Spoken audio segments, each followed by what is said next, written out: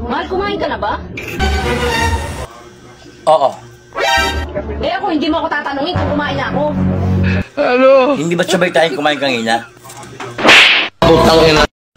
Huwag mo nga akong pandaran dyan. Magsisimula ka na naman eh. Umaarte ka na naman. Masyado ka.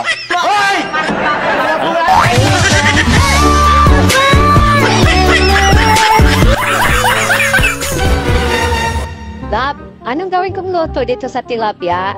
Woo! Wow naman! Wow! Wow!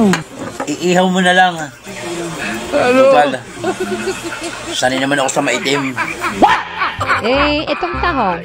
Anong luto ba ang gusto mo? Sabawan mo naman, love.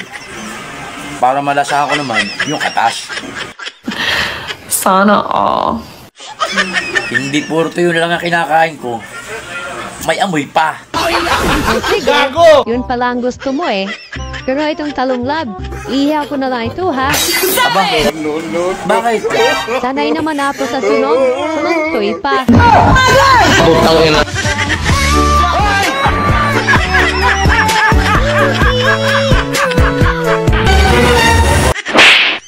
Motokops! Oh, ano yung Gail?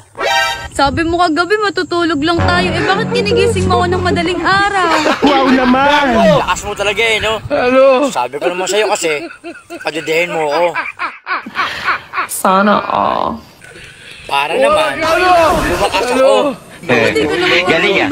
Daig ka pa ng bata. Daig ka pa ng bata. Sabi!